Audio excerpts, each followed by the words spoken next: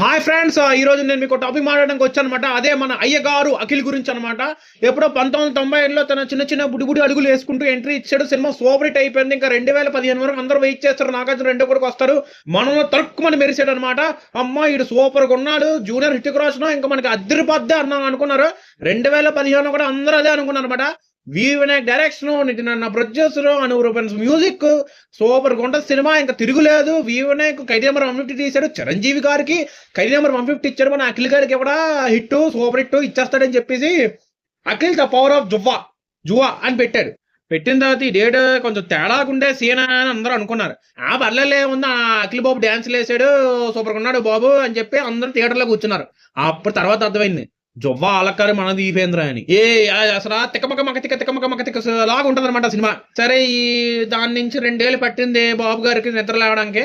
నిద్ర లేచిన తర్వాత అది ఎంట్రీ అంటే ఇది రీఎంట్రీ అనమాట. రీఎంట్రీ అని చెప్పి నేను హిట్ కొట్టడానికి అని చెప్పి వైజాగ్లో కూడా శపథం చేశాడు.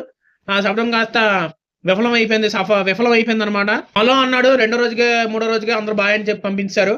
అది చాలా మంచి సినిమా, అది ఎందుకు అలా అర్థం కాదు. నిజంగా చెప్తున్నాను అయ్యగారు అఖిల్, నువ్వు కాకుండా హలో సినిమా చేస్తారు ఎక్కడికో వెళ్ళిపోద్ది.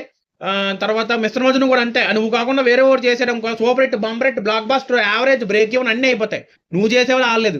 నీకు ఇంకోటి తెలుస్తుందా? నువ్వు ఎప్పుడో 2015లో జువ్వా ప్రపంచాన్ని కాపాడాలి, నేను ప్రపంచాన్ని ఉద్ధరిస్తాను, ఇది అది అన్నావు. ఇప్పుడు అవే జోనర్లు పట్టుకొని 150 కోట్లు 100 కోట్లు కొడుతున్నారు. నీకు అది తెలుస్తుందా? నువ్వు మళ్ళీ ఇలాంటి జోనర్లు తీగరా బాబు, నీకు దండం పెడతా. అండ్ నెక్స్ట్ ఇంకా ఫోన్లే మనకి అడ్వెంచర్ సెట్ అవ్వలేదు, లవ్ సెట్ అవ్వలేదు, ఫ్యామిలీ ఎంటర్టైనర్ సెట్ అవ్వలేదు. ఇంకేట్ చేద్దామన్నా భగవంతుని అనుకున్న టైంలో నీకు రొట్టెలు తీసిన బొమ్మరీల్ భాస్కర్ అంటే ఒంగోలు గట్ట తీసారు కదా, ఆరెంజ్ మంచి సినిమానే. ఆ బొమ్మరీల్ భాస్కర్ వచ్చాడు అనమాట. నేను ఎత్తాను రా బాబు కాముండని.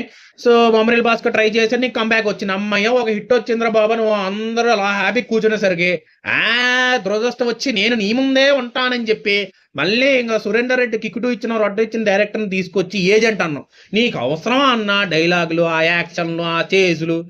నువ్వు ఫస్ట్ లవ్ స్టోరీలు స్టార్ట్ చేయి, కామెడీ స్టార్ట్ చేయి, నెమ్మదిగా అలా జనంలో నానిన తర్వాత నీ సినిమాకి అమ్మా అఖిల్ సినిమా అంటే బాగుంటుందిరా అని ఒక విషయానికి ఓపెనింగ్కి వచ్చావనుకో, అప్పుడు నీ మీద జనాలకు నమ్మకం వస్తుంది. సరే, నువ్వు యాక్షన్ సినిమా చేసినా చూసారనుకో, అప్పుడు యాక్షన్ సినిమాలు చేసుకో. నువ్వు ఏమీ లేకుండా ఏది పడితే చేసేస్తానంటే ఏది పడితే అయిపోద్ది. నువ్వు 2 ఏళ్ళకో సినిమా చేసావు కదా, రాదు. నెక్స్ట్ అమ్మా ఇన్ని రాడ్లు దింపావంటే అమ్మ బాబాయ్, కాబట్టి ఏజెంట్ పెద్ద రాడ్డే. అండ్ నెక్స్ట్ మనకి హలో మంచి సినిమా, కానీ ఎందుకు కాలేదు ఎప్పటికీ అర్థం కాదు. అని ఇంకోటి, నీకు యాక్టింగ్ వచ్చే వాళ్ళని పక్కన పెట్టుకో. వాళ్ళని చూసేనా నువ్వు కసిగా యాక్టింగ్ చేస్తావు. లేదనుకో, వాళ్ళు చేయట్లేదని చెప్పి నువ్వు చేయవు. నువ్వు శ్రీలీలని తీస్తారు, మంచి పని చేసింది. భాగ్యశ్రీ మంచి యాక్టర్స్, సినిమాలు పోయి ఉండొచ్చు కానీ మంచి యాక్టర్సే.